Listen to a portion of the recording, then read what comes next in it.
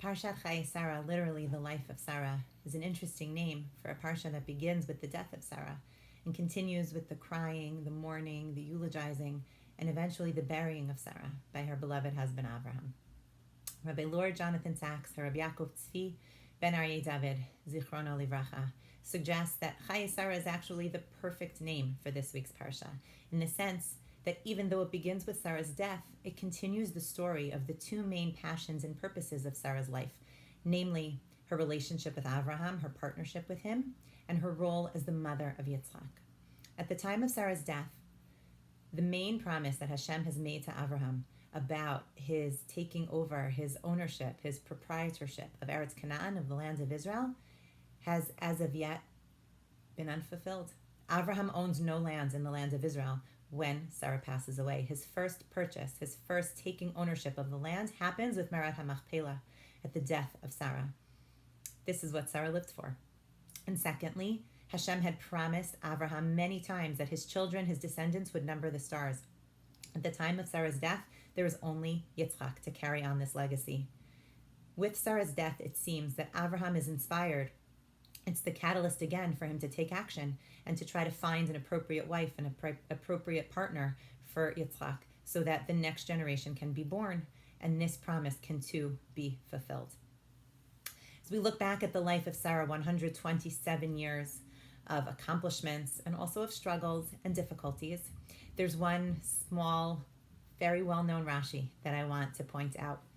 After Hashem tells Abraham that he needs to leave Lech Lecha, and Abraham packs up his family, his wife Sarah, his nephew Lot, the pasuk also tells us that nefesh asher asu b'Charan. They also took with them the souls that were made in Haran, the souls that they made in Haran. Rashi suggests a few options for what this might be referring to, and one of them is based on the Midrash in Bereshis Rabbah that says, Avraham megayer et ha'anashim, v'Sarah megayeret et hanashim. Avraham was busy teaching, mentoring, converting the men, while Sarah was doing the same for the women. I think it's safe to say that anybody, both male and female, who had the opportunity to be in the orbit of Avraham Avinu learned a tremendous amount, grew a tremendous amount. But Chazal, our sages, wanted us to know that there was something special and unique about the dynamic, about the relationship between Sarah and her female students. Something unique and special about the opportunity for women to learn Torah together. In that vein, and in the holy and very large footsteps of Sarah Imenu, we are very excited to launch a new women's initiative here at TBDJ. An opportunity for women to study Torah together, to connect with each other, to learn and to grow closer to Hashem and His mitzvot and His Torah through an array of classes and programs that we hope will serve as a meaningful component of the women's lives here at TBDJ. We are very excited and we look forward to sharing all of these ideas with you. Please see the brochure and upcoming emails and social media posts, etc., that will share with you all of this information. And please be welcome, feel welcome to be in touch with us, to share with us your ideas of how we can make this more meaningful for you. In my role as Rebbitzin for the last few years at TBDJ, I've had the privilege, the greatest privilege, to get to know many of the women from our community. One of the ways that I've had this opportunity has come in my role as an unofficial Yoetzet Halacha.